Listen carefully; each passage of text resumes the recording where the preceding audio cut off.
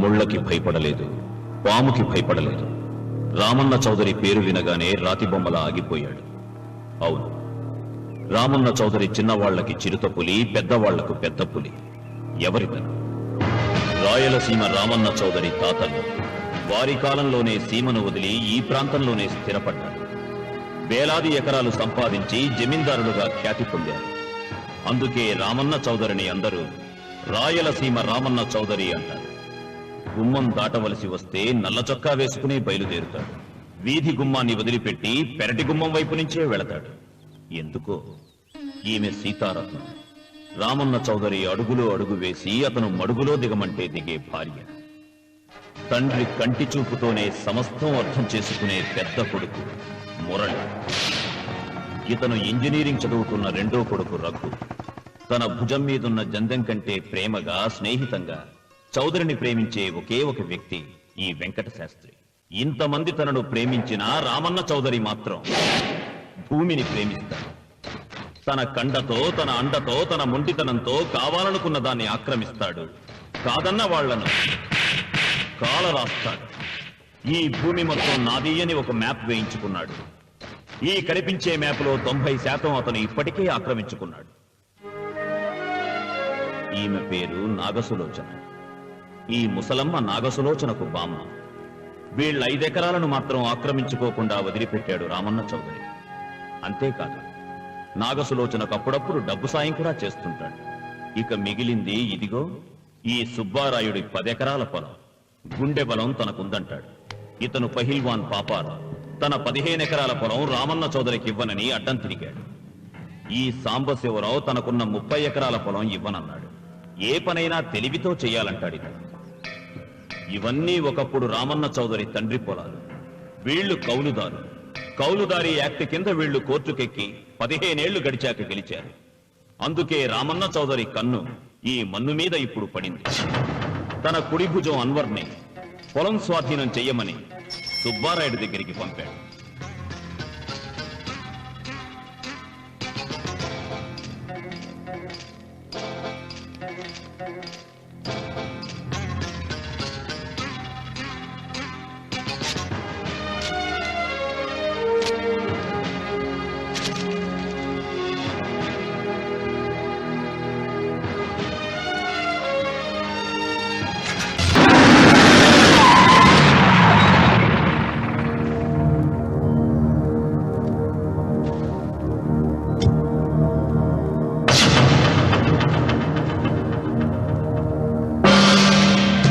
సుబ్బారాయుడు, రామన్న చౌదరి గారు వచ్చారు.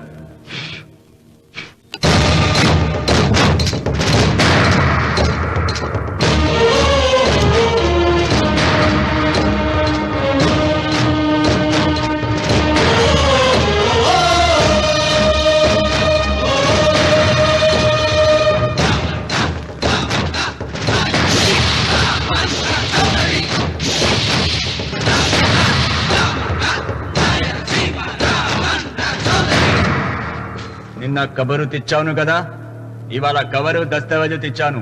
వచ్చి సంతకం పెట్టు.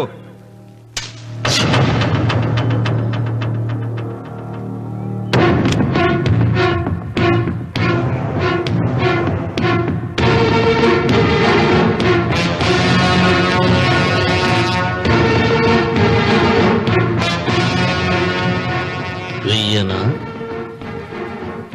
తిప్పను. సుబ్బారాయుడు, కొండ చిల్వ నోటులు కంఠం పడుతున్నావు, చేస్తావు. ఆకు తిప్పక ముందే సంతకం పెట్టాయి.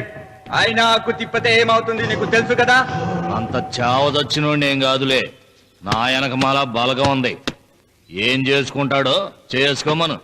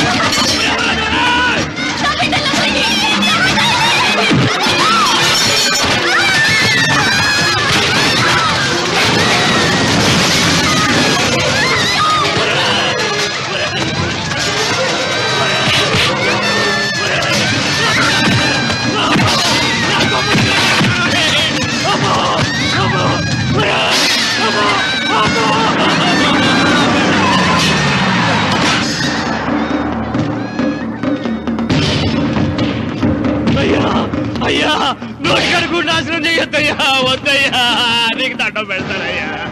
నీకు చేతులున్నది మాకు దండం పెట్టడానికే కాదురా, దస్తావేజుల మీద సంతకం పెట్టడానికి కూడా.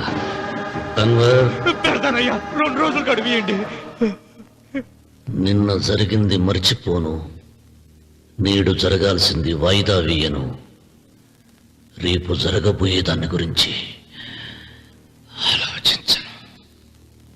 ఈ రామన్న పాదం తాకగానే ఈ భూమి నా సొంతం. సంతకం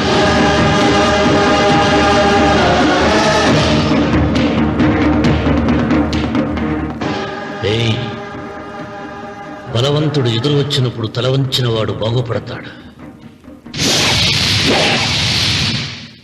ఎదిరించిన వాడు బాగులో పడతాడు. రామన్న చౌదరి.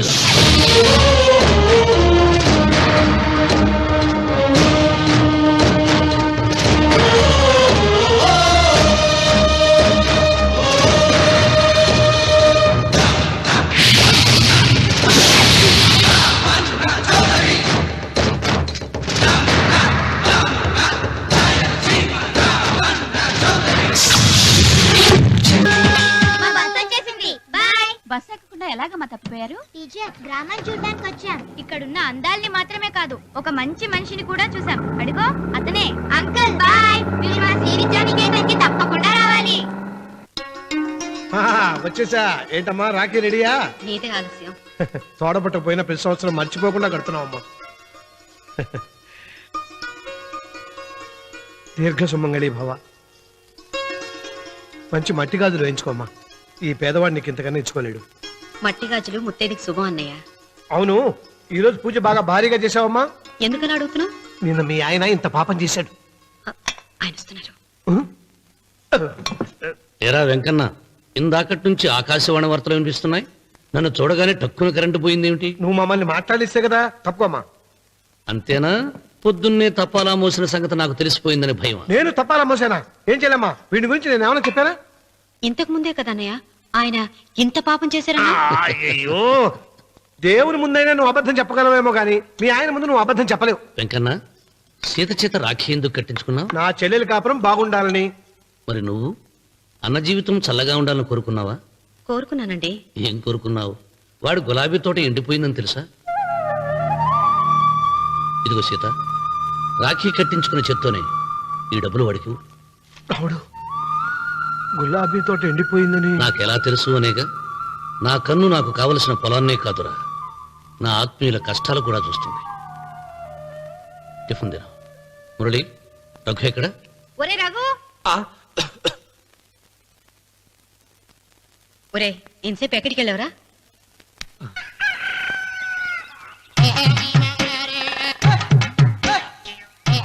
ఏడుకొండలవాడ వెంకటరమణ గోవింద గోవింద. జ్యోతిష్యుడు చెప్పినట్టు గుడికి వెళ్తున్నాను. ఆ పిల్లని చూపించే భారం నీదే తండ్రి. స్వామి,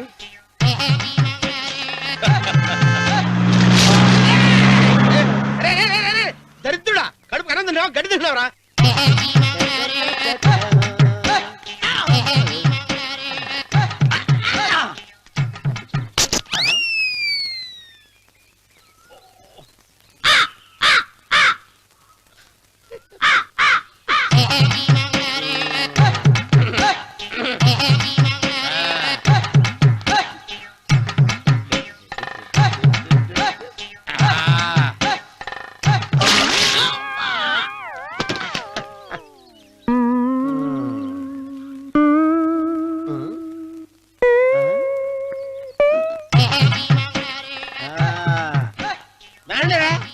ఇప్పుడు వేసుకుంటారు, ఏమైనా చేసుకుంటారు చేసుకోండి.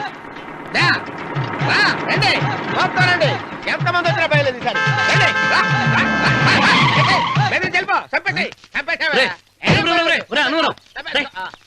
ఏమైందిరా నీకు? ఏం చెప్పమంటావు బాబు? పైనుంచి కిందకి ముద్రపోతున్నా పెళ్లి కాలేదు.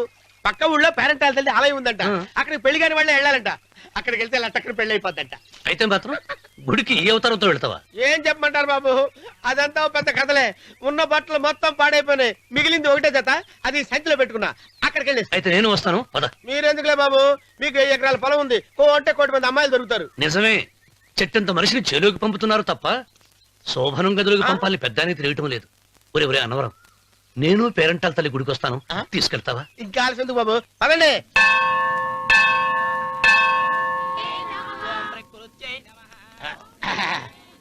ఒరే అన్నవరం, గుడిలోకి వెళ్లే ముందు కొలంలో కాళ్ళు కొడుకుని వెళ్ళడం ఆచారం రా. బాలేవాళ్ళ బాబు గారు, మనం ఇక్కడికి వచ్చినందుకు కాళ్ళు చేతులు కడుక్కోవడానికా? మీరు కాళ్ళతో కడుక్కోనండి, నేను వెళ్ళిపోతాను బాబు.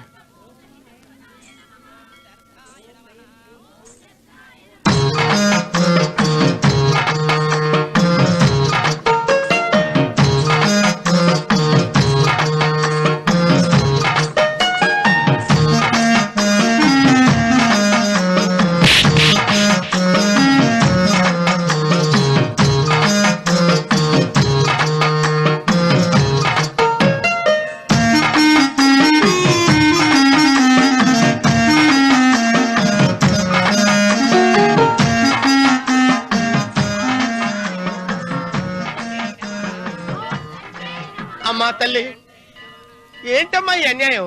నాకు ఇంతవరకు పెళ్లి కాకపోవడం ఏంటమ్మా? నేనేమన్నా బేదోండా, బిక్కోండా, అడుగుతుంటున్నానా? నాకు రాయలసీమ రామన్న చౌదరి గారి పొలం పక్కన 100 ఎకరాల పొలం ఉంది కదమ్మా. నాకు సరైన జోడించుడు తల్లి.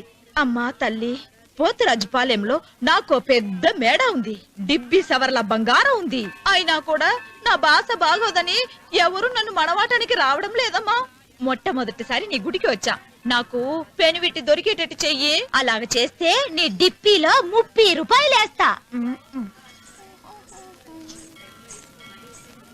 చెప్పియా 30? ఈ భాష ఏంటి తల్లి? నీ పేరేంటి? ఎంకమ్మ. ఎంకమ్మ?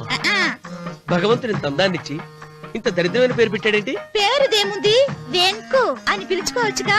అది సరి, నీ పేరేంటి? నా పేరు అన్నవరం. ఏంటి నచ్చలేదా? వాంతి వస్తున్నట్టుందా? ఇష్టం లేకపోతే అను అని పిలవచ్చు కదా. నాకు 100 ఎకరాల పొలం ఉంది తెలుసా? ఇన్నా ఏంటి? నన్ను పెళ్లి చేసుకుంటా? మంగళారం నన్ను చూసుకోవడానికి పోతిరాజు పాలెంలో ఓ పెద్ద మేడ ఉంది కదా, అక్కడికి రా. మిగతా విషయాలు గుళ్ళో మాట్లాడుకుంటే ఏం బాగుంటది, అక్కడ మాట్లాడుకుందా. వస్తానా? డెబ్బి 30.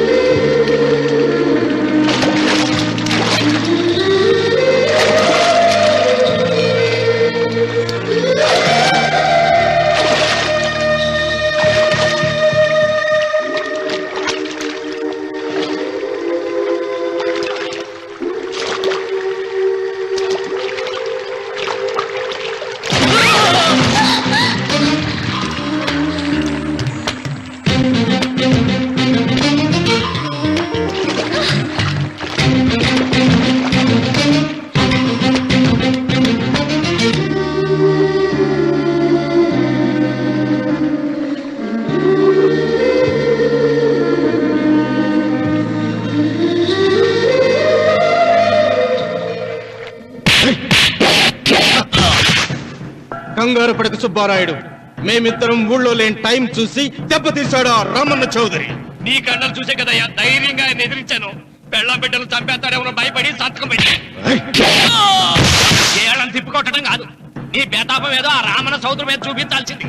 మిమ్మల్ని నమ్ముకునే కంటే ఇదిగో ఈ పోలీసు ఆయన నమ్ముకోవడం మంచిది.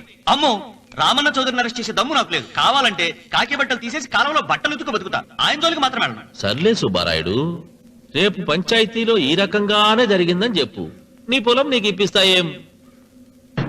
పంచాయతీ పెద్దల్లో నేను ఉంటాడా కదా. అగ్గిలో ఓ పుల్ల,